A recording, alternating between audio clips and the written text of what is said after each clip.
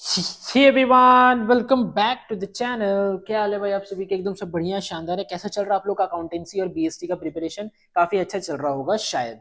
तो चलो इस बार हम लोग करेंगे क्या 40 एमसीक्यू मॉडल पेपर का। तो क्लास 11 के लिए जैक बोर्ड ने इशू किया अपना मॉडल पेपर, और ये मॉडल पेपर का जो भी आंसर होने वाला है वो हम लोग इसी वीडियो में देखने वाले हैं। ये काफी इंपॉर्टेंट होता है आप लोग का एग्जाम पॉइंट ऑफ व्यू से। तो चलिए मिस मत करना, देखते चलना, समझते चलना, एक एक क्वेश्चन आ जाओ। सबसे पहला क्वेश्चन क्या है? Internal trade is started in India. India में इंटरनल ट्रेड यानी भारत में इंटरनेट का सॉरी, अच्छा internet started, sorry sorry, internet trade का कब स्टार्ट हुआ था? तो 1987 में। आ जाओ। The trade between India and Nepal is called, है ना, भारत तथा नेपाल के मध्य में होने वाला व्यापार को क्या विदेशी व्यापार कहलाते हैं, क्योंकि दोनों अलग अलग कंट्री है। Economic activities is equal to क्या? बिजनेस, प्रोफेशन, एम्प्लॉयमेंट, तीनों आएगा। आ जाओ। Which of the following is a form of public sector और पब्लिक एंटरप्राइज है? सार्वजनिक क्षेत्र या सार्वजनिक उपक्रम के प्रारूप निम्न में से कौन है? तो वो है ऑल ऑफ द अबव। ठीक है।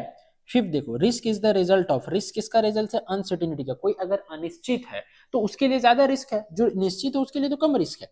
Which point is not related, फिर से नॉट आया, देखो ये नॉट वाला क्वेश्चन बड़ा कंफ्यूजिंग करता है। Not related to rule of profit. देखो प्रॉफिट होगा तो बिजनेस लंबे समय तक चलेगा, ठीक है। अगर ज्यादा जल्दी जल्दी शीघ्र आपको डेवलप करना है कोई भी चीज को तो प्रॉफिट चाहिए। इंक्रीज एफिशिएंसी, कुशलता को वृद्धि करता है। तो यानी सर इंप्लॉयमेंट जनरेशन ये नहीं है, यानी ऑप्शन नंबर बी होगा सही आंसर। इंडेंट इज, जो इंडेंट है वो लिखित होना चाहिए। The most widest scope is, सबसे बड़ा स्कोप किसका? बिजनेस, क्योंकि बिजनेस के अंदर आता है कॉमर्स और इंडस्ट्री, और कॉमर्स के अंदर आता है ट्रेड। तो ये पूछ सकता है बिजनेस इक्वल टू क्या? इंडस्ट्री प्लस कॉमर्स, ये याद रखना, ठीक है। 9 देखो, एथिक्स इज इंपॉर्टेंट फॉर, सबके लिए सर, टॉप लेवल के लिए, मिडिल लेवल के लिए, नॉन मैनेजरियल एम्प्लॉइज के लिए। Business in which first import and then export is carried in, ऐसे व्यापार को क्या कहते हैं जिसमें पहले आयात और फिर निर्यात किया जाता है? इसको हम लोग कहते हैं पुनः निर्यात व्यापार, यानी इंटरपोर्ट ट्रेड। अच्छा, the one man control is the best if that man is big enough to manage everything.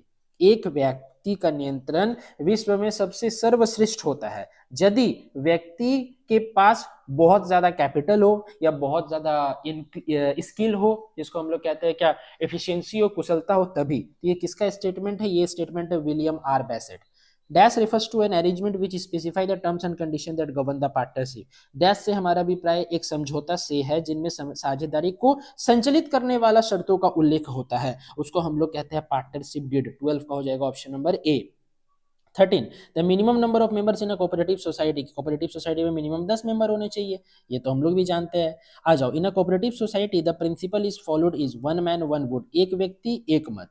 Cooperative society law was passed in, sorry, cooperative society law was passed in, cooperative society law कब pass हुआ था? Cooperative society law पास हुआ था 1912 में, ठीक है। आ जाओ। In which type of business organisation perpetual succession is found? Company में, ठीक है। 17, the most important document of company is memorandum of association, option number C होगा 17 का। 18, ये बहुत किसी को नहीं पता होता है, ये याद रखना, ठीक है। In the absence of articles of association applies, क्या टेबल एफ अप्लाई किया जाता है, ठीक है। 19, Indian railway is an example of dash form of enterprise. ये पता है डिपार्टमेंटल अंडरटेकिंग का। डिपार्टमेंटल अंडरटेकिंग में क्या होता है कि गवर्नमेंट जो सरकार है वो एक ऐसा ऑर्गेनाइजेशन बनाती है, संस्थान बनाती है जिसका किसी को हेड रख देती है, और उसको फिर उसके वो हेड उसको फिर चलाता है। जैसे रेलवे, तो रेलवे के रेलवे मिनिस्टर है हमारे, तो वो चला रहे हैं उनको, ठीक है। आ जाओ। 20, a government company is the company in which the paid up capital held by the government is not less than। सरकारी कंपनी वो कंपनी होती है जिसकी कम से कम डैश प्रतिशत चुकता अंश पूंजी सरकार के पास होती है, 51%, यानी 50 या 50 से ज्यादा तो 51%। Accepting deposit is which type of function of primary function. देखो कमर्शियल बैंक या व्यापारिक बैंक का सबसे मुख्य कार्य क्या होता है? जमा स्वीकार करना, ठीक है। आ जाओ। भारतीय रिजर्व बैंक स्थापित हुआ कब? 1948। पावर कब मिला था? 1949 में। 1949 में शायद पावर मिला था, और 1935 1 अप्रैल 1935 में ये जो भारतीय रिजर्व बैंक है उसकी स्थापना हुई थी। 23 नंबर में क्या है? देखो बीमा के डैश पक्ष होते हैं, there are dash parties to insurance contract. Two, एक इंश्योर्ड और एक इंश्योरर। इंश्योर में तो जो पॉलिसी करवाएगा, और इंश्योरर में तो जो करेगा। विच of the following is the objective of life insurance? Life insurance का पॉलिसी क्या? प्रोटेक्शन और इन्वेस्टमेंट। जैसे कि मान लो कार का करवा रहा है तो कार का तो प्रोटेक्शन सिर्फ होता है, लेकिन अगर लाइफ इंश्योरेंस करवा रहे हैं तो इन्वेस्टमेंट भी होगा सर, विनियोग। 25, finance received on the issue of share is दीर्घकालीन, long term. Which of the following is not included in external sources of finance? कौन से एक्सटर्नल सोर्सेस में नहीं रखते हैं? तो रिटेन्ड अर्निंग को हम लोग एक्सटर्नल सोर्स में नहीं रखते हैं। 27 नंबर देखो, विच of the following is helpful in balance regional development. कोई भी अगर क्षेत्र को विकास करवाना है तो उसमें कौन सा ज्यादा सहायक करेगा, तो लघु स्तरीय जो लघु व्यवसायी है, छोटे छोटे बिजनेस है, वो कोई भी क्षेत्र को डेवलप करने में हम लोग का अच्छा साबित होता है। 28, maximum investment limit for small enterprise in manufacturing sector is 5 crore, option number C. 29, which of the following is not a cause of business risk. कौन सा बिजनेस रिस्क का कॉज नहीं है, तो efficient management, option number B. 30, financial assistance to producer is provided by, question number 30 का हो जाएगा option number A, wholesaler. 31, departmental stores originated in. Departmental store कब ओरिजिनेट हुआ था, कहां पे, फ्रांस में। 32, विच of the following is not a business activity. कौन सा बिजनेस एक्टिविटी नहीं है, बिजनेस एक्टिविटी कौन सा नहीं है, work in factory for wage, ठीक है।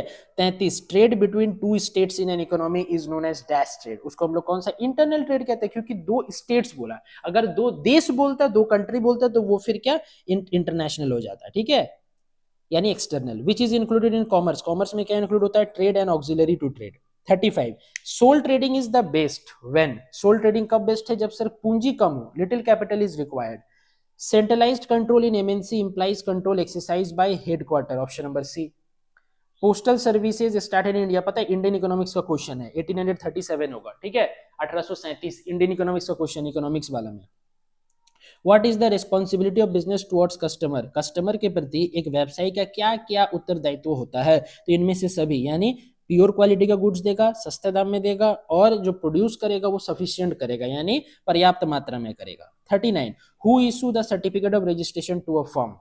एक फर्म का रजिस्ट्रेशन का प्रमाण पत्र कौन जारी करता है, वो फर्मों का रजिस्ट्रार या रजिस्ट्रार ऑफ फर्म। अब 40 का बात करेंगे लास्ट का, equity share holders ordinarily have. समता अंशधारियों को साधारणतया क्या होता है, फुल वोटिंग राइट्स, यानी वोट देने का पूर्ण अधिकार होता है, तो ऑप्शन नंबर सी 40 का।